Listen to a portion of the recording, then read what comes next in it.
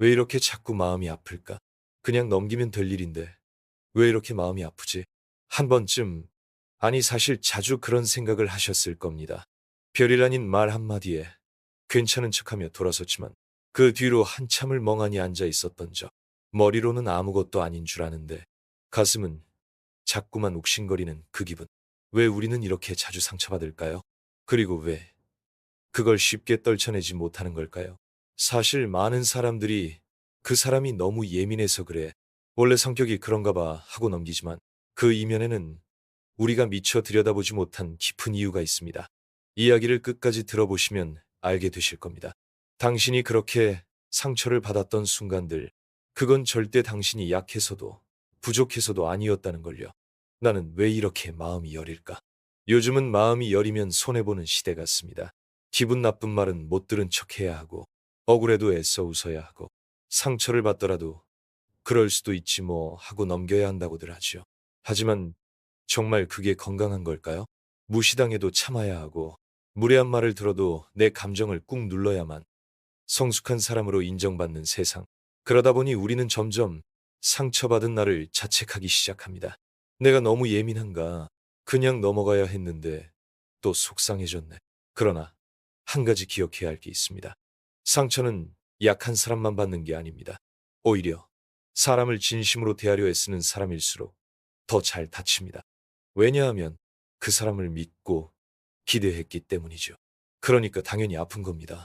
기대가 있을 때 상처도 따라온다.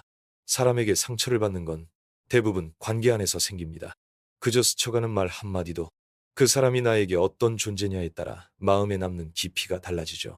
친한 친구가 건넨 농담은 왜 그렇게 아프게 남을까요? 가족의 무심한 한마디는 왜 며칠을 괴롭히는 걸까요? 사실 말 자체보다 말을 건넨 사람에 대한 기대가 더 큰 상처가 됩니다. 기대를 품은 관계는 그만큼 가까웠다는 뜻이고 그만큼의 신뢰를 가지고 있었다는 의미이기도 하니까요. 그 신뢰가 깨질 때 우리는 생각보다 훨씬 큰 충격을 받습니다. 그래서 상처를 피하려고 관계를 멀리하기도 하죠. 믿으면 상처받는다. 기대하지 않으면 편하다. 하지만 그러다 보면 어느 순간부터는 외로움이라는 또 다른 상처가 따라옵니다. 사람은 결국 혼자서는 살 수 없는 존재니까요. 그 말을 왜 그렇게 했을까 보다 나는 왜 이렇게 아플까? 누군가의 말에 크게 상처받았을 때 우리는 자주 상대방을 원망합니다. 왜 그런 말을 하지? 어떻게 나한테 그럴 수가 있어?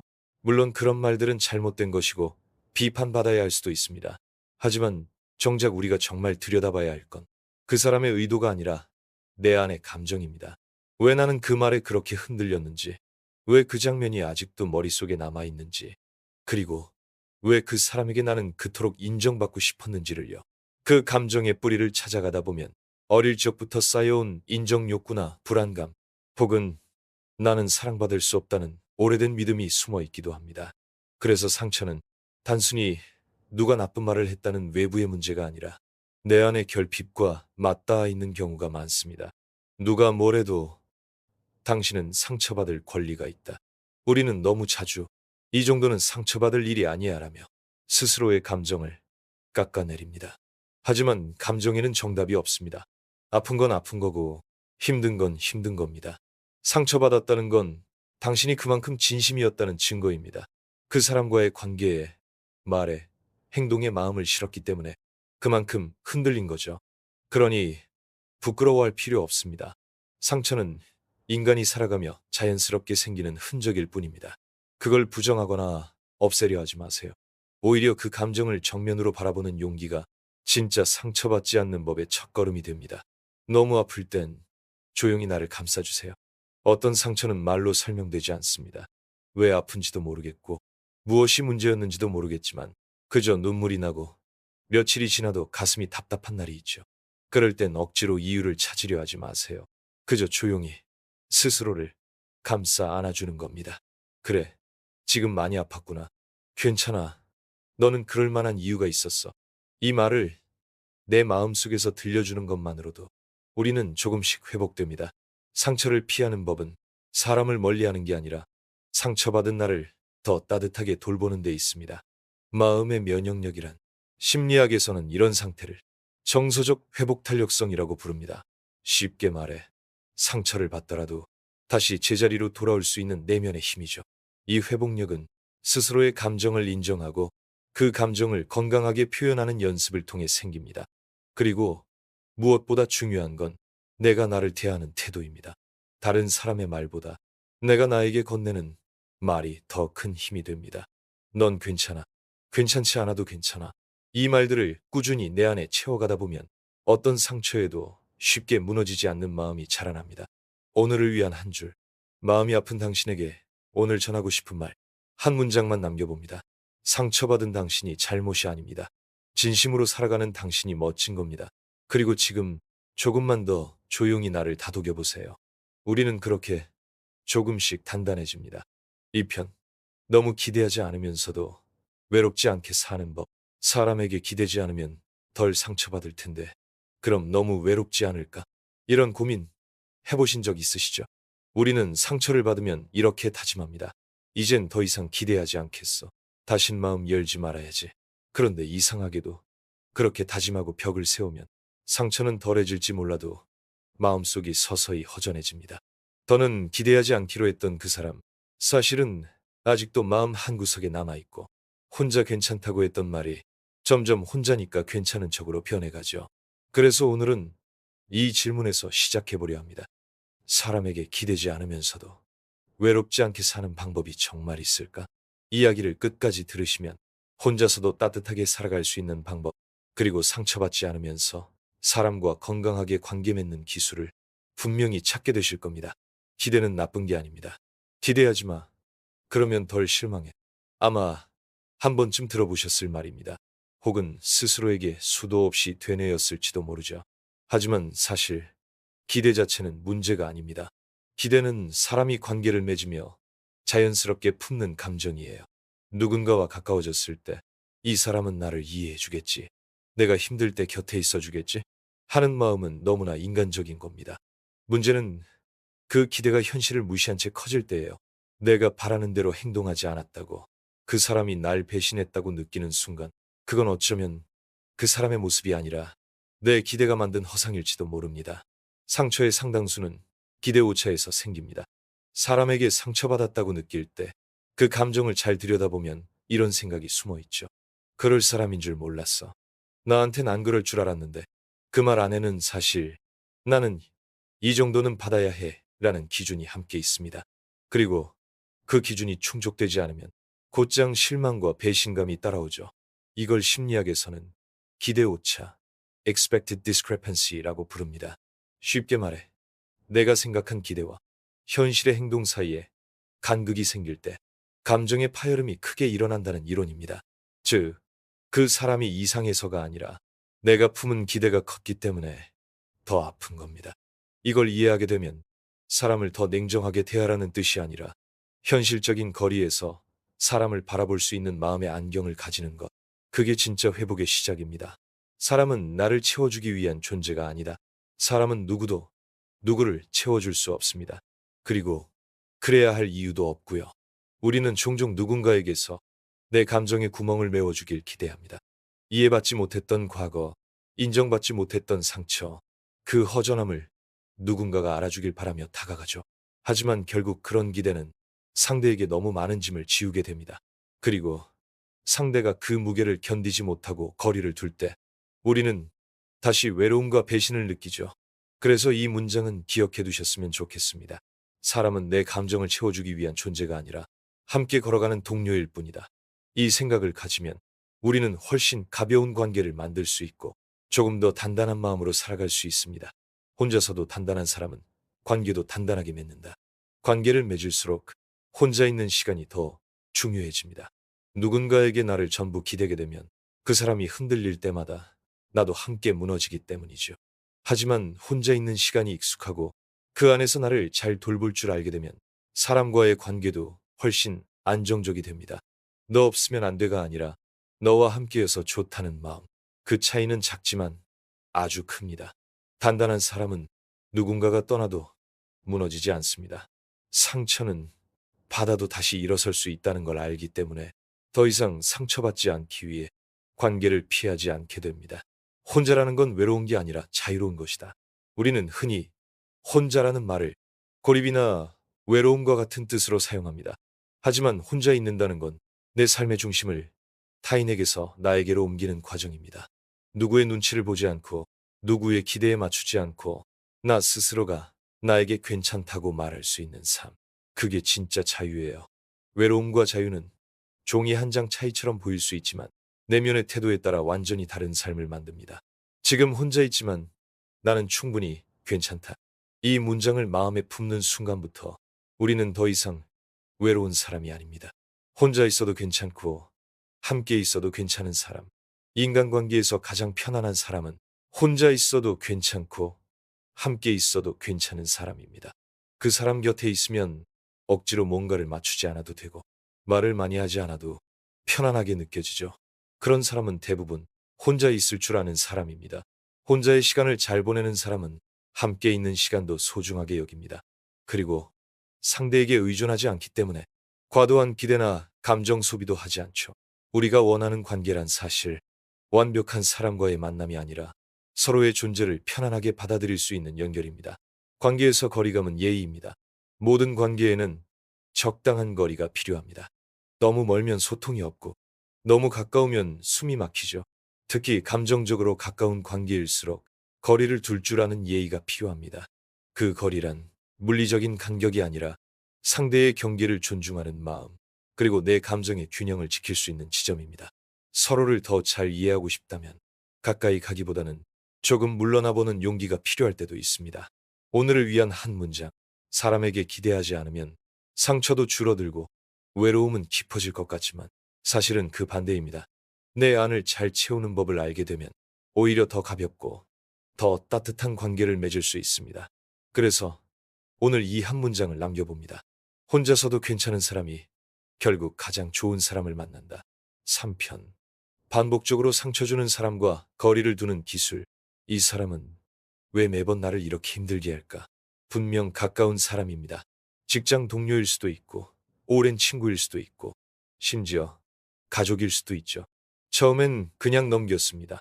두 번째는 이해하려 했었습니다. 세 번째는 내가 예민한 걸까? 라고 스스로를 의심했죠. 그런데 네 번째, 다섯 번째, 이제는 말할 수도 없고, 터놓기도 어렵고, 그저 속으로 삼키고만 있는 관계. 혹시 지금 이런 사람 하나쯤 떠오르지 않으셨나요? 상처를 반복해서 주는 사람은 바뀌지 않는다. 이 말이 조금 냉정하게 들릴 수도 있습니다. 하지만 아주 현실적인 이야기입니다. 상처를 계속 주는 사람은 자신의 말과 행동이 누군가에게 상처가 된다는 사실을 모르거나 알면서도 고치려 하지 않는 사람입니다. 물론 처음에는 몰랐을 수 있죠. 하지만 한두 번의 대화 혹은 표정만으로도 누군가는 자신의 말이 과했음을 느끼고 조심하게 됩니다. 그럼에도 불구하고 계속 같은 방식으로 대한다면 그건 이미 선택된 태도입니다. 그 사람도 언젠간 달라지겠지. 그 기대는 대개 실망으로 끝납니다. 사람을 바꾸려 하지 말고 내 자리를 바꾸세요. 심리학자 윌리엄 글래서는 이렇게 말했습니다. 우리는 다른 사람을 바꿀 수 없다. 우리가 바꿀 수 있는 것은 자신의 행동과 반응뿐이다. 이 말은 관계에서도 그대로 적용됩니다. 상대방을 바꾸려 애쓰기보다는 내가 어떻게 반응하고 어떤 거리에서 그 관계를 유지할지를 선택하는 것. 그게 현실에서 가능한 유일한 방법입니다. 관계를 끊지 않고 거리두기 하는 법. 그 사람을 아예 끊으면 속은 편할 것 같지만 현실적으로는 어려워요. 맞습니다. 가족이거나 직장 동료라면 관계를 완전히 끊을 수는 없습니다. 그렇다고 계속 상처받으며 무기력하게 지낼 수도 없죠. 그래서 필요한 게 바로 끊지 않는 거리두기의 기술입니다. 이건 적당히 멀어지는 것이 아니라 나를 지키기 위해 스스로 설정하는 감정의 방어선입니다. 첫 번째 기술, 감정적 응답을 줄이는 연습. 상처를 반복적으로 주는 사람에게 가장 강력한 대응은 바로 무반응입니다. 물론 처음엔 어렵습니다. 속이 끓고 억울하고 뭔가 해명하거나 반격하고 싶은 마음이 올라오죠. 하지만 그럴수록 우리는 상대가 원하는 반응을 주는 셈이 됩니다. 예를 들어 비꼬거나 조롱하는 사람은 내가 불편해하거나 억울해할 때 묘한 만족을 느낍니다. 그건 관심의 방식이 왜곡된 겁니다. 그러니 가장 현명한 방식은 차분하게 듣고 조용히 넘어가는 것입니다. 내 감정을 들키지 않을 때 상대는 점점 나에게서 재미를 느끼지 못합니다. 두 번째 기술, 대화의 경계선을 명확히 하기. 지속적으로 상처를 주는 사람은 대화 속에서 자꾸 선을 넘습니다. 사적인 이야기, 과거의 약점, 상대가 불편해하는 주제까지 그들은 거리감 없이 파고들며 상대를 무장해제시키죠. 이럴 때 필요한 건 말로 표현된 명확한 경계선입니다. 이 얘긴 나중에 해요. 그런 말은 저한테 좀 부담스럽네요. 그건 제 사적인 부분이라 여기선 말씀드리기 어렵네요. 이렇게 부드럽지만 단호하게 말하는 연습을 하다 보면 상대도 쉽게 선을 넘지 못합니다. 세 번째 기술, 자주 마주치지 않도록 동선 조정하기. 가까운 사람이니까 자주 봐야 한다는 건 우리의 생각일 뿐입니다. 같은 공간에 있어도 충분히 자연스럽게 거리를 둘 수 있습니다. 예를 들어 식사 시간을 조정하거나 대화 중 끼어들 틈 없이 일정한 흐름을 만드는 것, 일이나 일정을 핑계 삼아 자연스럽게 자리를 피하는 것 등 우리는 의외로 많은 방식을 선택할 수 있습니다. 이걸 회피라고 느끼실 수도 있겠지만 실은 자기 보호입니다. 상대가 나의 존중을 지키지 않을 때 나부터 나를 지켜야 하기 때문이죠. 이 사람을 포기해도 될까? 라는 질문 앞에서 누군가를 놓는다는 건 항상 쉬운 일이 아닙니다. 특히 오랜 시간 함께한 관계일수록 더 그렇죠. 그 사람도 나름대로 힘든 상황일 거야. 지금만 지나면 괜찮아질 거야. 우리는 자꾸 상대를 이해하려 했습니다. 하지만 이해는 내가 괜찮을 때 가능한 겁니다. 상처 입은 내가 자꾸만 참고 견디고 포용만 하다 보면 결국 나 하나만 무너지고 맙니다. 그래서 꼭 기억해 주세요. 사람을 놓는 건 그 사람을 미워해서가 아니라 나를 지키기 위해서일 수도 있습니다. 사람을 밀어내지 않고도 나를 지킬 수 있다. 건강한 관계는 모두를 끌어안는 것이 아니라 무엇을 내 안에 두고 무엇은 바깥으로 놓을지를 내가 선택하는 관계입니다. 무조건 받아주고 무조건 참는 게 성숙한 게 아닙니다. 오히려 선을 지킬 줄 아는 사람이 더 오래, 더 진심으로 관계를 이어갑니다. 당신에게 해주고 싶은 말, 혹시 지금도 반복적으로 상처를 주는 사람과 그저 참고 있는 중이라면 이 말을 꼭 전해드리고 싶습니다. 당신은 참는 걸로 위대한 게 아닙니다. 당신은 충분히 존중받아야 할 사람입니다. 그걸 잊지 마세요. 그리고 지금부터 조금씩 나를 지키는 연습을 시작해보세요. 오늘을 위한 한 문장, 오늘의 마지막 문장은 이런 마음을 담고 있습니다. 그 사람을 이해하려 애쓰는 것보다 내가 나를 지키는 연습이 더 먼저다. 4편. 반복된 상처에서 회복하는 법. 왜 자꾸 같은 패턴으로 상처받을까? 왜 나는 계속 비슷한 사람을 만나고 비슷한 감정으로 무너질까? 이런 질문이 머릿속을 맴돌 때가 있습니다. 한 번쯤 겪었을 겁니다. 어떤 사람과의 관계에서 너무 큰 상처를 받았고 겨우 회복한 줄 알았는데 또 다른 사람에게서 비슷한 아픔을 겪게 되는 순간 그때 우리는 이렇게 말하곤 하죠. 내가 문제인 건가? 왜 나만 이런 일들이 반복되는 걸까? 오늘은 이 질문에 대해 이야기해보려 합니다. 왜 상처는 반복될수록 더 깊어지는지, 그리고 그 고리를 어떻게 끊고 회복할 수 있을지, 지금 이 이야기를 듣는 당신이 마음의 무게를 조금 내려놓을 수 있기를 바랍니다. 반복되는 상처는 우연이 아니다. 상처는 때로 패턴을 만들어냅니다. 그건 단순히 나쁜 사람을 자주 만났기 때문이 아니라 내 안에 감정 회로가 굳어졌기 때문일 수도 있습니다. 예를 들어 늘 무시하는 사람에게 끌리는 경향, 항상 감정적으로 차가운 사람을 선택하는 습관, 혹은 말은 따뜻한데 행동이 무책임한 사람을 계속 받아들이는 모습. 이건 단지 운이 나빠서 생기는 일이 아닙니다. 어릴 적부터 형성된 익숙한 감정의 구조가 무의식적으로 그런 사람에게 끌리게 만들고 비슷한 상처를 반복하게 합니다. 상처를 준 사람은 지나갔지만 감정은 내 안에 남는다. 어떤 사람은 떠났고 상황은 지나갔는데도 그때 받았던 말 한마디, 그 표정, 그 냉담한 태도가 계속 마음에 남아있는 경우가 있죠. 이걸 심리학에서는 감정 기억의 흔적이라 부릅니다. 특히 강한 상처나 충격은 사건이 끝난 후에도 우리의 감정 체계 안에 깊이 각인됩니다. 그래서 새로운 사람을 만나도 똑같이 의심하고 스스로를 방어하고 또 상처받을까봐 미리 거리를 두게 됩니다. 결국 우리는 사람에게 상처받는 것이 아니라 상처의 기억에서 계속 아파하고 있는 셈이죠. 아픔이 쌓일수록 감정의 면역력은 약해진다. 우리는 상처를 받을수록 더 강해질 거라고 생각합니다. 하지만 실은 반복되는 상처는 감정을 무디게 만들고 자존감을 약하게 만듭니다. 마치 감기에서 제대로 회복하지 못하면 면역력이 떨어지는 것처럼 감정도 회복되지 않으면 조금만 자극에도 무너지는 상태가 됩니다. 이런 상태에서는 아주 작은 말 한마디에도 크게 흔들리고 누군가의 무심한 행동에도 거봐, 또 무시당했어 라고 느끼게 됩니다. 결국 우리는 사람이 아니라 상처의 렌즈를 통해 세상을 보게 됩니다. 상처는 감정이 아니라 해석에서 시작된다. 어떤 말은 어떤 사람에겐 그냥 지나가지만 또 다른 사람에겐 평생의 상처가 되기도 하죠. 그 차이는 사람의 강함이 아니라 그 말에 담긴 의미 해석의 차이입니다. 예를 들어, 그렇게밖에 못했어 라는 말. 어떤 사람은 조언이구나 라고 받아들이지만 자존감이 낮아진 사람에겐 나는 늘 부족하구나 라는 감정으로 이어집니다. 즉, 상처는 감정보다 해석에서 시작됩니다. 그래서 감정을 바꾸기보다는 그 감정을 불러온 내 안의 해석 습관을 바꾸는 게 회복의 첫걸음입니다. 왜 자꾸 나를 탓하게 될까? 우리는 상처받은 뒤 자주 스스로를 탓합니다. 내가 괜히 말했나? 내가 너무 기대했나? 내가 예민한가? 이런 생각은 겉으로 보기엔 성찰처럼 보이지만 실은 자존감을 깎아내리는 자기 공격일 수 있습니다. 상처의 순간에 필요한 건 무엇이 옳고 그른지 판단하는 게 아니라 그 상황에서 느낀 내 감정을 그저 있는 그대로 인정하는 것입니다. 그래, 그때 정말 속상했지. 내가 너무 많이 기대했구나. 그만큼 마음을 줬던 거야. 이렇게 감정을 품어주는 말이 상처의 기억을 서서히 정리해줍니다. 회복은 있는 것이 아니라 다르게 기억하는 것. 상처에서 회복한다는 건 기억을 지우는 게 아닙니다. 그 사건을 떠올렸을 때 예전처럼 가슴이 아프지 않은 상태, 그걸 회복된 상태라고 합니다.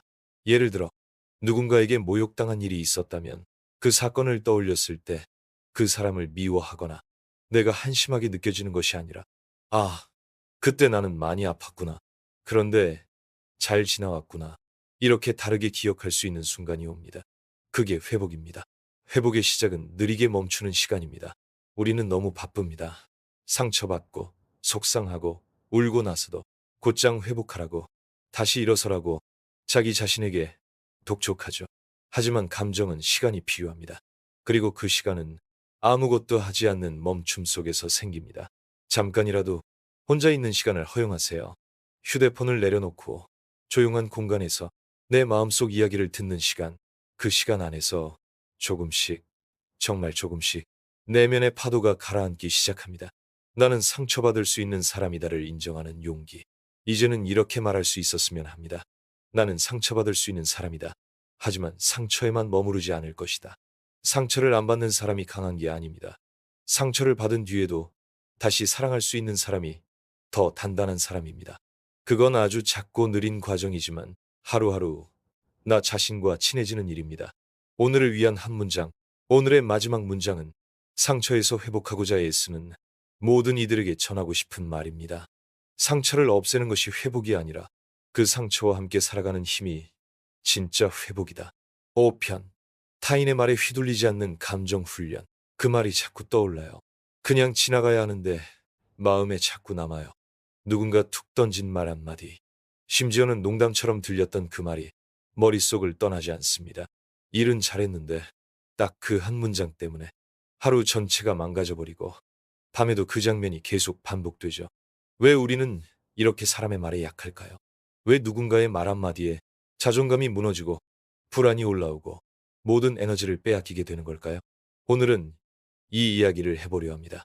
타인의 말에 휘둘리는 심리의 뿌리, 그리고 그 감정의 무게에서 조금씩 벗어나는 연습에 대하여. 말 한마디에 마음이 흔들리는 건 약해서가 아니다. 나 왜 이렇게 말을 신경 쓰지? 이 정도는 그냥 넘기면 되는 거잖아. 이렇게 스스로를 자책한 적 있으시죠? 하지만 그건 당신이 유난해서가 아니라 그 말에 담긴 관계의 의미를 너무 잘 알고 있기 때문입니다. 사람의 말은 단순한 소리가 아닙니다. 그 안에는 평가, 판단, 태도, 감정, 기대가 담겨 있죠. 그러니 누군가의 말에 쉽게 흔들리는 건 관계를 민감하게 감지하고 있다는 증거이기도 합니다. 그렇다고 해서 그 말에 끌려다녀야 할 이유는 없습니다. 이제부터는 그 감정을 어떻게 다루느냐가 중요합니다. 왜 유독 어떤 사람의 말이 더 크게 다가올까? 모든 말이 다 아픈 건 아닙니다. 유독 특정한 사람의 말이 더 깊게 꽂히는 순간이 있습니다. 그건 보통 내가 인정받고 싶은 사람, 내가 가치 있게 느끼는 사람, 혹은 권위가 있다고 여기는 사람의 말일 경우가 많습니다. 예를 들어, 존경하는 선배가 던진 한마디, 좋아하는 사람의 무심한 반응, 가족에 지나가는 비판, 이 말들이 내 마음에 오래 남는 건 단순한 언어의 문제가 아니라 관계 속 위치와 감정의 농도가 다르기 때문입니다. 말의 강도보다 내가 둔 의미가 더 중요하다. 상처를 주는 말에는 종종 두 가지 종류가 있습니다. 말 자체가 날카로운 경우, 그 말에 내가 의미를 더해버린 경우, 두 번째가 더 흔합니다. 예를 들어, 그거 좀 다시 해봐 라는 말에 난 아직도 부족한가 봐. 믿지 않는다는 뜻이겠지 하고 해석해버리는 순간 그 말은 날카로운 칼처럼 변합니다. 즉, 그 말에 어떤 해석을 붙이느냐가 감정의 방향을 결정하는 겁니다. 감정이 요동칠 때 먼저 거리를 둬야 한다. 심리학에서 메타인지라는 개념이 있습니다. 쉽게 말해 내가 지금 이런 감정을 느끼고 있구나 하고 한 발짝 떨어져서 바라보는 능력입니다. 예를 들어 누가 나를 비난했을 때 화난다. 왜 화났지? 그 말이 내 가치를 부정한 것처럼 느껴졌구나. 이렇게 감정의 뿌리를 바라보는 것다. 이걸 반복적으로 연습하면 그 말에 즉시 반응하지 않고 내 감정을 스스로 컨트롤할 수 있는 힘이 생깁니다. 마음이 흔들릴 때 나에게 이렇게 물어보세요. 누군가의 말에 상처받고 자꾸만 생각이 꼬리를 물 때 이 세 가지 질문을 스스로에게 해보세요. 그 말은 사실인가요? 그 말은 내 전부를 판단할 수 있는가요? 그 사람이 말할 자격이 있는가요? 이 질문은 내가 휘둘리는 말의 무게를 가볍게 만들어줍니다. 특히 세 번째 질문, 그 사람이 나를 그렇게 평가할 만큼 나를 잘 아는가? 이걸 스스로에게 던지는 순간 감정의 중심이 다시 내 쪽으로 돌아오기 시작합니다. 감정이 나를 끌고 가지 않도록 몸을 먼저 움직이세요. 많은 사람들이 착각합니다. 생각이 바뀌면 감정이 바뀔 거야. 하지만 실은 몸이 먼저 움직여야 생각도 바뀝니다. 가만히 앉아 그 말에 대해 곱씹고 있으면 감정은 증폭됩니다. 하지만 산책을 하거나 물리적으로 자리를 옮기거나 다른 일에 집중하면 감정이 조금씩 느슨해집니다. 이건 단순하지만 감정을 다루는 데 있어 가장 효과적인 첫 단계입니다. 말은 기억되지만 감정은 흐르게 해야 한다. 누군가의 말이 오래 남을 때 우리는 자꾸 그 감정을 붙잡고 있게 됩니다. 그리고 그 감정이 곧 내가 누구인 것처럼 착각하게 되죠. 그 사람이 날 그렇게 봤다면 나 정말 그런 사람인 건가? 하지만 아닙니다. 그건 그 사람의 시선일 뿐 당신의 본질이 아닙니다. 말은 기억될 수 있습니다. 하지만 감정은 그저 흘러가게 두는 것이 가장 건강한 방법입니다. 물처럼 잠깐 일렁이고 흘러가는 것. 자존감은 타인의 말에 반응하지 않는 힘이 아니라 그 말로부터 다시 나를 회복하는 힘이다. 우리는 흔히 자존감이 높으면 남의 말에 안 흔들린다 라고 말합니다. 하지만 현실에서 자존감이란 흔들리더라도 그 감정에서 다시 돌아올 수 있는 힘에 가깝습니다. 그러니까 누군가의 말에 상처받았다면 그걸 감추려 애쓰지 마세요. 그 감정을 정직하게 바라보고 조금씩 회복하는 힘을 키우는 것이 진짜 단단한 자존감입니다. 오늘을 위한 한 문장, 사람의 말은 바람과 같습니다. 잡으려 할수록 더 휘둘리고 그저 흘려보낼수록 가볍게 지나갑니다. 6편. 상처를 견디는 마음은 내가 나에게 건네는 말에서 시작된다. 다 괜찮다고 했는데 왜 혼자 있을 땐 이렇게 무너질까요? 낮에는 아무렇지 않은 척, 사람들 앞에선 웃기도 하고 괜찮은 척 연기도 했습니다. 그런데 집에 돌아오면 혼잣말처럼 이런 생각이 흘러나옵니다. 나는 왜 이 모양일까? 왜 자꾸 무너지지? 내가 너무 지질한가? 그 누구보다 나를 괴롭히는 건 결국 내 안에서 들려오는 이 말들입니다. 상처는 외부에서 시작되지만 그 상처를 더 크게 키우는 건 내가 나에게 건네는 말입니다. 진짜 무서운 말은 타인의 말이 아니라 내 안의 말이다. 누군가에게 상처받았을 때 그 말이 자꾸 떠오르는 이유는 그 말을 반복해서 내 안에서 재생하고 있기 때문입니다. 넌 참 별로야. 그렇게밖에 못해? 네가 뭘 하겠어? 이런 말들을 타인이 했을 때도 아프지만 스스로 그렇게 말하고 있을 땐 아픔은 몇 배가 됩니다. 왜냐하면 나 자신은 내 마음에 가장 깊이 꽂힐 수 있는 사람이기 때문이죠. 자기 비난의 목소리는 아주 조용히, 하지만 확실하게 무너뜨린다. 자존감이 낮아진 사람의 특징은 크게 화를 내거나 크게 슬퍼하지 않습니다. 오히려 자기 비난이 너무 익숙해서 그 말들을 당연한 진실처럼 받아들인다는 점입니다. 그런 말 들을 만했지. 어차피 난 늘 이렇잖아. 또 실수했네. 내가 그렇지 뭐. 이런 말들은 자기 방어처럼 보이지만 실은 자기 파괴에 가깝습니다. 그리고 그 말들이 쌓이면 어느 순간부터는 다른 사람의 말보다도 내 말이 나를 먼저 찌르기 시작합니다. 감정을 다독이는 말과 감정을 질책하는 말. 똑같이 상처받은 상황에서도 어떤 사람은 더 빨리 회복되고 어떤 사람은 더 오래 아파합니다. 그 차이를 만드는 건 외부 환경이 아니라 감정을 대하는 내부의 말투입니다. 예를 들어, 또 그랬어? 역시 넌 안 돼. 그래, 이번에도 좀 힘들었구나. 그래도 잘 버텼어. 두 문장은 전혀 다른 삶의 결과를 만들어냅니다. 전자는 감정을 질책하고 후자는 감정을 다독입니다.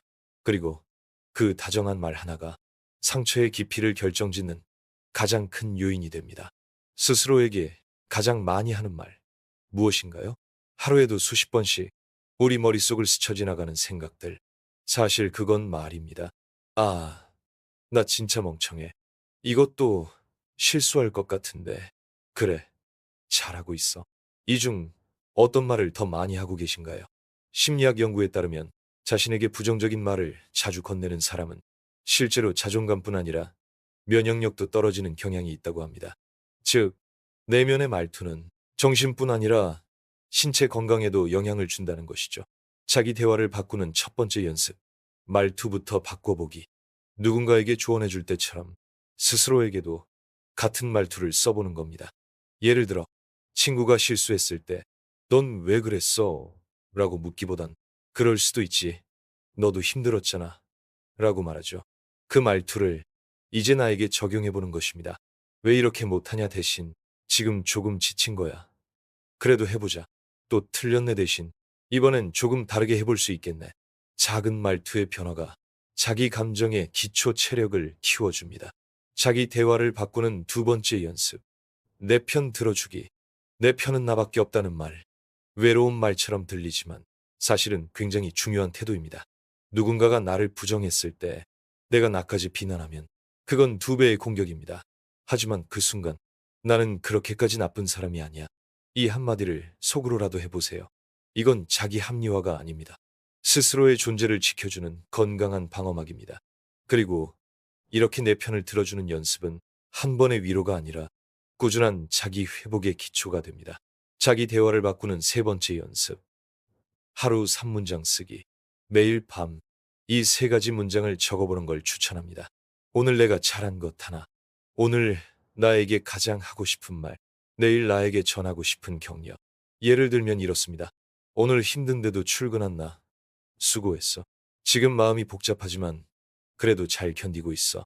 내일은 조금만 더 가볍게 내가 나를 지켜보자. 이런 짧은 문장들이 시간이 쌓이면 내면의 말투를 부드럽게 바꾸고 상처에 덜 흔들리는 기초 체력을 만들어줍니다. 오늘을 위한 한 문장. 상처를 받은 그날 누군가 나에게 따뜻한 말을 해주지 않았다면 그 말을 나 스스로에게 건네주어야 합니다. 그래서 오늘의 마지막 문장은 이렇습니다. 나에게 들려주는 말이 나를 다시 일으켜 세운다. 7편. 착한 사람이 더 자주 상처받는 이유. 나는 그냥 잘 지내고 싶었을 뿐인데 당신은 누군가에게 상처를 줬던 사람이 아닙니다. 오히려 늘 먼저 사과하고 불편한 일이 있어도 넘기고 남들이 부탁하면 도와주고 웬만하면 맞춰주는 사람입니다. 그런데도 이상하게 상처는 늘 당신 몫이었습니다. 왜 내가 이렇게 마음고생을 해야 하지? 나는 늘 배려했는데 왜 그 사람은 날 이렇게 다루지? 좋게 넘긴 건데 왜 점점 더 무시당하는 느낌이 들지? 이런 감정 익숙하시죠? 오늘은 그 얘기를 하려 합니다. 왜 착한 사람이 더 자주 상처를 받는지, 그리고 어떻게 해야 그 고리를 끊을 수 있는지. 착한 사람은 왜 더 자주 무시당하고 이용당할까? 첫 번째 이유는 이렇습니다. 경계를 드러내지 않기 때문입니다. 착한 사람은 이 정도는 괜찮아 하며 조금씩 자신을 내어줍니다. 말을 아끼고 감정을 누르고 상대가 불편할까봐 자기 욕구를 접습니다. 그런데 문제는 그런 배려를 좋은 사람으로 받아들이는 이도 있지만 이 사람은 어디까지 해도 되는구나 라고 여기는 사람도 있다는 것입니다. 그래서 착한 사람은 사람들에게 편한 사람이 되고 결국은 감정의 쓰레기통처럼 취급당하기도 합니다. 두 번째 이유, 갈등을 피하려다 스스로 무너진다. 착한 사람은 갈등을 싫어합니다. 싸움도 싫고 얼굴 붉히는 일도 원하지 않습니다. 그래서 대체로 좋은 게 좋은 거지라는 태도를 취합니다. 그런데 갈등을 피한다는 건 사실 자기 감정의 권리를 포기하는 일입니다. 화가 났어도 화내지 않고 속상해도 표현하지 않고 서운해도 그냥 넘기는 일들이 반복되면 자신의 감정이 존중받을 가치가 없는 것처럼 느껴지게 됩니다. 그렇게 오래 참다 보면 어느 순간 마음이 툭 하고 부러져 버립니다. 세 번째 이유, 타인의 시선을 자기 기준으로 삼는다. 착한 사람은 칭찬에 민감합니다. 역시 넌 착해. 그래서 네가 좋아. 넌 항상 이해해줘서 고마워. 이런 말을 들으면 그래, 난 이렇게 살아야 해 하고 더 많이 참고 더 많이 맞춰주게 됩니다. 하지만 그 기준은 내 안에서 나온 게 아니라 타인의 기대에서 비롯된 것입니다. 그래서 어느 순간부터는 나도 누군가의 기대에 맞춰진 사람일 뿐이라는 허무함이 밀려오죠. 착한 사람 콤플렉스는 사랑받기 위한 생존 전략이다. 이 말이 조금 아프게 들릴 수 있지만 정확한 설명입니다. 어릴 때부터 착해야 사랑받는다. 남을 도와야 인정받는다. 내가 참아야 관계가 유지된다는 식의 조건부 사랑을 배워온 사람들은 어른이 되어서도 그 패턴을 이어갑니다. 그리고 그 과정에서 자신의 감정은 점점 더 무시당하고 진짜 자아는 사라지고 마음은 마치 계속 이용만 당하는 사람처럼 무너집니다. 착한 사람에서 건강한 사람으로 가는 첫걸음. 이제 그 고리를 끊어야 합니다. 착한 사람에서 건강한 사람으로 관계를 재설정하는 시간입니다. 그 첫걸음은 아주 간단합니다. 이건 내가 정말 하고 싶은 선택인가? 이건 내 감정을 보호하는 행동인가? 이 두 가지 질문을 무엇을 하든 누구를 만나든 스스로에게 던져보는 겁니다. 습관처럼 반사적으로 양보하던 행동이 사실은 나에게 상처를 주고 있었다는 걸 알게 될 수도 있습니다. 착함과 무방비는 다르다. 우리는 종종 착한 사람은 무조건 참고 이해해야 한다고 착각합니다. 하지만 진짜 건강한 착함은 분노와 경계의 권리를 인정하면서도 상대를 존중할 줄 아는 태도입니다. 이건 아닌 것 같아요. 지금 그 말은 저에겐 좀 무례하게 느껴져요. 이건 제가 불편하니까 다음엔 조심해 주시면 좋겠어요. 이런 말을 한다고 해서 당신이 나쁜 사람이 되는 게 아닙니다. 오히려 당신의 착함이 더 오래 지속되기 위한 보호장치가 생긴다는 뜻입니다. 사람들은 착한 사람보다 자기 기준이 있는 사람을 존중한다. 이건 아주 중요한 진실입니다. 다 맞춰주는 사람은 편하지만 기준이 분명한 사람은 존중받습니다. 내 감정에 예민하다는 이유로 나를 자책할 필요 없습니다. 사람은 누구나 자신만의 감정선과 한계가 있고 그걸 표현하는 건 성숙한 일입니다. 그래서 이제는 나의 기준, 나의 경계, 나의 감정을 조금씩 드러내보는 연습이 필요합니다. 오늘을 위한 한 문장, 상처를 줄이고 싶은가요?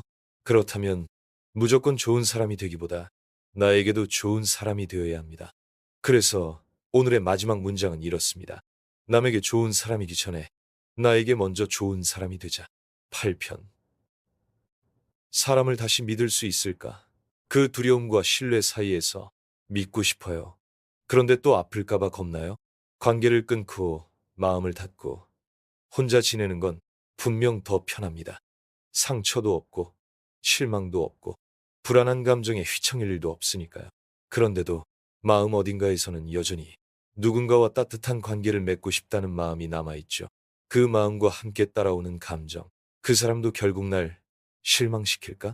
이번에도 상처받으면 어떡하지? 오늘은 이 양가적인 감정 속에서 사람을 다시 믿는다는 게 어떤 의미인지, 그리고 어떻게 조심스럽게 마음의 문을 열 수 있을지 이야기해보려 합니다. 사람이 무섭다는 감정은 마음을 닫겠다는 뜻이 아니다. 누군가에게 상처를 깊이 받으면 우리는 종종 이런 말을 합니다. 난 이제 사람 자체가 무서워. 다시는 누굴 못 믿겠어.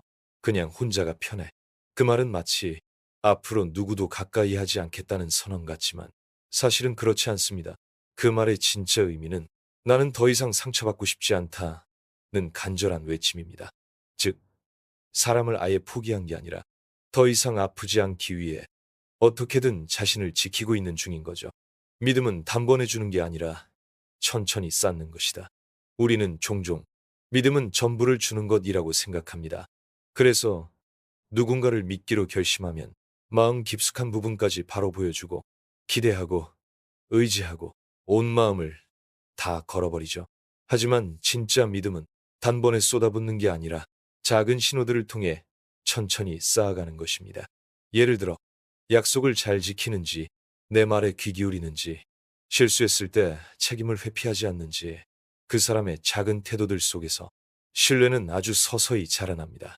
신뢰는 상대방에 대한 평가이기도 하지만 결국은 내가 나를 믿을 수 있느냐의 문제다. 이건 조금 낯선 이야기일 수 있습니다. 하지만 진짜입니다. 사람을 믿지 못하는 이유는 상대가 의심스러워서이기도 하지만 사실은 그 사람이 나를 무너뜨렸을 때 나는 그걸 견딜 수 없을 것 같다는 두려움 때문입니다. 즉, 핵심은 내가 내 감정을 감당할 수 있느냐는 문제입니다. 상처받아도 괜찮아. 그땐 아프겠지만 나는 또 회복할 수 있어. 이런 마음이 생기기 시작하면 타인에 대한 믿음도 다시 조금씩 자라납니다. 마음을 여는 것과 무방비로 드러내는 것은 다르다. 신뢰를 다시 배우는 과정에서 가장 중요한 구분이 하나 있습니다. 마음을 여는 것, 시안이나 나를 모두 드러내는 것. 우리는 가끔 착각합니다. 상대방을 믿는다면 나도 다 보여줘야지. 그게 진짜 진심이지 않을까? 하지만 그렇지 않습니다.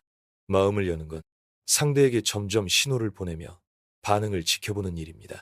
내 감정의 작은 조각부터 꺼내어 보는 것, 그리고 상대가 그 조각을 어떻게 다루는지를 보는 것. 그걸 통해 우리는 이 사람이 내 마음에 들어올 수 있는 사람인지, 조금 더 안쪽까지 보여줄 수 있는 사람인지를 판단하게 됩니다. 신뢰는 경험의 재구성이다. 사람을 믿지 못하게 된 건 의심 많은 성격 때문이 아닙니다. 대부분은 믿었지만 배신당한 기억, 기대했지만 실망했던 사건들 때문입니다. 그래서 신뢰를 다시 회복한다는 건데, 단지 새로운 사람을 만나는 게 아니라 과거의 경험을 다시 재구성해보는 과정이기도 합니다. 예를 들어, 그땐 정말 상처였지만 지금 와서 보니 그 사람의 문제였지, 내가 못나서 당한 일이 아니었어.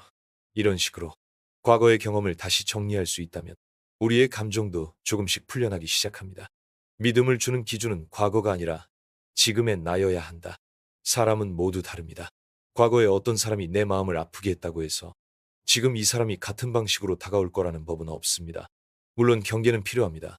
하지만 그 경계가 과거의 상처에서 온 방어막이 아니라 지금의 나를 지키기 위한 선택이어야 더 이상 과거에 끌려가지 않게 됩니다. 나는 그때와는 다른 사람이다. 지금은 더 잘 볼 수 있고, 더 잘 지킬 수 있고, 필요하면 멈출 수 있다. 이 믿음이 생길 때 우리는 다시 사람을 만날 수 있습니다. 사람을 믿는 게 아니라 나의 판단을 믿는 법을 배우는 것. 사람은 언제든 변할 수 있습니다. 그래서 어떤 사람을 믿는다는 건 사실은 내가 내 감정을 관찰하고 필요한 순간에 멈출 수 있는 사람이라는 믿음에 기반합니다. 그러니까 사람을 믿는다는 건 전적으로 상대를 의존하는 일이 아니라 나도 이제는 나를 배신하지 않을 거야 라는 내면의 약속이기도 합니다. 마음을 연다는 건 누군가에게 기대는 일이 아니라 같이 걸을 사람을 조심스럽게 맞이하는 일. 우리는 관계 속에서 누군가에게 기대는 걸 마음을 연다고 생각하지만 사실은 아닙니다. 진짜 마음을 연다는 건 기대하되 의존하지 않는 마음입니다. 함께하되 내 중심은 내가 지키는 마음입니다. 이렇게 단단한 마음을 가지고 사람을 바라볼 때 우리는 상처를 두려워하기보단 다시 관계를 만들어갈 수 있는 용기를 얻게 됩니다. 오늘을 위한 한 문장. 사람을 믿는다는 건 나도 다시 괜찮아질 수 있다는 믿음에서 시작된다. 9편. 너무 가까워도 너무 멀어져도 무너지지 않는 관계의 거리. 가까운 사이일수록 왜 상처는 더 깊을까요? 누구보다 믿었던 친구, 늘 함께였던 연인, 가족처럼 지냈던 사람, 멀리 있는 사람보다 가장 가까웠던 사람에게 받은 상처가 가장 오래 남고 가장 깊습니다. 그래서 우린 이런 질문을 하게 됩니다. 도대체 사람과 어느 정도로 가까워야 덜 상처받고 오래 갈 수 있을까? 이번 편에서는 바로 그 지점을 다룹니다. 관계가 오래 갈 수 있는 거리, 그리고 그 거리를 지키기 위해 필요한 감정의 기술에 대해서 너무 가까운 관계가 오히려 상처가 되는 이유. 사람과 가까워지면 좋은 것도 많지만 그만큼 경계가 무너질 위험도 커집니다. 처음엔 배려였던 말들이 어느 순간 간섭이 되고 솔직함은 무례로 변하며 기대는 점점 당연함으로 바뀌죠. 그리고 우리는 상대의 무심한 말 한마디, 함께하지 않은 사소한 순간에도 왜 그래? 예전엔 안 그랬잖아. 라는 감정을 느끼게 됩니다. 그건 상대가 달라졌기 때문이 아니라 우리 사이의 거리감이 흐려졌기 때문입니다. 친하다고 해서 다 공유할 필요는 없다. 우리는 가끔 가깝다는 건 모든 걸 나눠야 한다는 무언의 압박을 받습니다. 모든 감정, 모든 고민, 모든 일정, 심지어 기분까지. 하지만 관계에서 진짜 중요한 건 전부를 나누는 것이 아니라 서로가 지킬 수 있는 공간을 만들어주는 것입니다. 함께 있어도 편안한 거리, 말하지 않아도 오해 없는 거리. 그것이 오히려 관계를 오래 지속시키는 안전거리가 됩니다. 관계가 오래가는 사람들의 공통점. 좋은 관계를 오래 유지하는 사람들은 몇 가지 공통점이 있습니다. 첫째, 상대에게 기대되기보다는 자기 감정을 먼저 챙깁니다. 둘째, 필요할 때는 솔직하게 경계를 표현합니다. 셋째, 서운함이 생기면 곧장 말하지 않고 감정이 정리된 후에 천천히 대화를 시도합니다. 이들은 관계를 밀착이 아닌 균형으로 유지하는 법을 알고 있는 사람들입니다. 그리고 그 덕분에 상대도 부담을 느끼지 않고 스스로도 지치지 않죠. 이 사람과 너무 가까워지는 게 무서울 때 필요한 질문. 누군가와 빠르게 가까워질 때 느껴지는 그 묘한 불안. 이 사람 없으면 안 될까봐. 또 실망하게 될까봐. 기대가 커질까봐. 그 감정이 올라온다면 다음의 질문을 조용히 던져보세요. 지금 이 친밀감은 균형 잡혀 있는가? 내가 상대를 필요로 하기 때문에 가까워졌는가? 아니면 함께하면 더 좋은 사람이기 때문인가? 이 관계가 멀어져도 나는 괜찮을 수 있는가? 이 질문들은 당신이 지금 관계 안에서 어디쯤 서 있는지를 점검할 수 있게 도와줍니다. 관계에는 숨쉴 공간이 필요하다. 모든 관계에는 함께 있는 시간만큼이나 떨어져 있는 시간이 필요합니다. 물리적으로든 감정적으로든 혼자 있는 시간을 존중해주는 관계는 더 단단합니다. 이건 소원해지는 일이 아니라 숨 쉬는 구간입니다. 서로가 자신만의 리듬으로 감정을 정리하고 자신을 돌아볼 수 있는 여유. 그것이 쌓이면 우리는 더욱 안정된 마음으로 다시 상대를 대할 수 있습니다. 언제든 떠날 수 있다는 자유가 관계를 건강하게 만든다. 조금 아이러니하게 들릴 수 있지만 관계가 오래 지속되려면 언제든 떠날 수 있다는 자유가 있어야 합니다. 그 자유는 이기심이 아니라 자기 선택으로 이 관계를 지속하고 있다는 자율감에서 나옵니다. 그런 자율감이 있을 때 우리는 상대를 조종하려 하지 않고 잡아두려는 관계가 아니라 함께 있고 싶은 관계를 만들어냅니다. 그리고 그런 관계일수록 신뢰도 오래갑니다. 관계는 붙잡는 것이 아니라 흘려보내되 곁에 두는 것. 물 흐르듯 자연스럽게 이어지는 관계는 서로가 붙잡지 않지만 서로의 곁에 남아있기로 선택하는 관계입니다. 이 관계는 집착이 없습니다. 대신 깊이가 있고 적당한 거리감 안에서 서로를 존중하는 방식으로 성장합니다. 우리가 지향해야 할 관계는 바로 이런 모습입니다. 오늘을 위한 한 문장, 사람과 사람 사이에서 가장 아름다운 거리는 내가 나를 지키며 당신도 지켜줄 수 있는 거리입니다. 그래서 오늘의 마지막 문장은 이렇습니다. 붙잡지 않아도 흘러가지 않을 관계를 만들자. 사람에게 상처받지 않는 법. 시편. 비교하지 않는 사람이 상처도 적게 받는다. 나는 왜 저 사람처럼 못할까? 그 말은 누군가에게 들은 게 아닙니다. 아무도 그런 말을 하지 않았는데도 자꾸만 나 스스로가 그렇게 말하게 됩니다. 비교는 말보다 더 날카롭습니다. 누군가가 나를 직접 깎아내리기 전에 이미 내가 나를 낮추고 있기 때문이죠. 그리고 그 비교는 관계 속에서 더 깊고 더 자주 일어납니다. 친구와의 거리, 연인과의 기대, 직장 동료와의 경쟁, 가족 안에서의 역할. 그래서 오늘은 비교라는 감정이 어떻게 나를 상처받게 하고 어떻게 그 감정에서 벗어날 수 있을지를 끝까지 함께 이야기해보려 합니다. 상처의 시작은 누구보다 내가 나를 깎을 때다. 우리는 종종 상처의 원인을 다른 사람에게서 찾습니다. 그 사람이 날 무시했어. 그 말이 너무 기분 나빴어. 그런데 조금만 더 깊이 들여다보면 그 말보다 먼저 내가 나를 어떻게 보고 있었는지가 상처의 크기를 결정합니다. 내가 부족하다고 이미 느끼고 있었기에 그 말이 더 아팠던 것. 이 진실을 마주하는 건 조금은 괴롭지만 회복의 가장 현실적인 첫걸음입니다. 비교는 감정이 아니라 습관이다. 저 사람은 왜 저렇게 잘하지? 나는 왜 저 정도도 안 되지? 이런 생각은 무의식 중에 계속 떠오릅니다. 하지만 그건 당신이 유약해서가 아니라 비교하며 살아오도록 훈련받았기 때문입니다. 우리는 어릴 때부터 성적, 외모, 성격, 심지어 착함까지 늘 누군가와의 기준 아래에서 평가받았습니다. 그러다 보니 지금 이 순간도 나의 삶을 다른 사람의 프레임 안에서 들여다보게 되는 습관이 남아있는 겁니다. 비교의 본질은 관계 속 위계를 만드는 마음이다. 비교란 결국 누가 더 낫고 누가 덜한가를 정하는 행위입니다. 그리고 관계 안에서의 비교는 상대와 나 사이의 서열을 만들어냅니다. 나는 덜 사랑받는 사람. 나는 항상 뒤처지는 쪽. 나는 저 사람보다 못난 존재. 이 생각이 굳어지면 아무리 좋은 관계도 편해질 수 없습니다. 심지어 상대가 아무 말도 하지 않아도 내가 먼저 위축되고 내가 먼저 도망가고 내가 먼저 상처받게 되죠. 비교에서 벗어나기 위해 필요한 단 하나의 시선. 그 시선은 바로 과거의 나와 지금의 나를 바라보는 시선입니다. 비교의 대상을 바꾸면 감정은 전혀 다른 방향으로 흐르기 시작합니다. 예전보다 더 잘 참았어. 그땐 주저했지만 이번엔 말했어. 그때는 울기만 했는데 오늘은 나를 토닥였어. 이런 변화는 남과 비교할 땐 절대 보이지 않지만 나 스스로를 기준으로 삼을 땐 정확하게 그리고 자랑스럽게 느껴집니다. 사람은 결국 자기 기준이 없을 때 비교에 흔들린다. 우리는 타인의 기준이 강할수록 그 기준에 자신을 끼워 맞추게 됩니다. 그 사람처럼 성공해야 해. 저런 삶을 살아야 인정받는 거야. 이 정도는 되어야 가치 있어 보이지. 하지만 그 기준은 그 사람만의 것이지 당신의 삶 전체를 해석할 수 있는 기준이 아닙니다.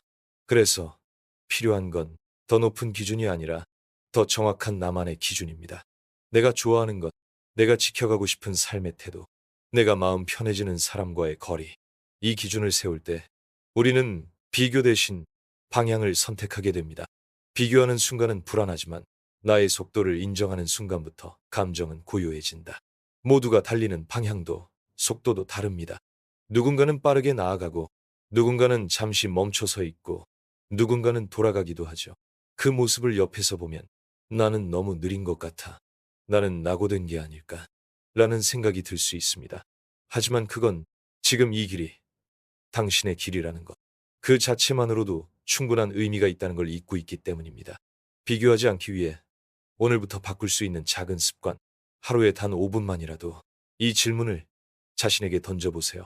오늘 나는 어제보다 어떤 점에서 나아졌나요?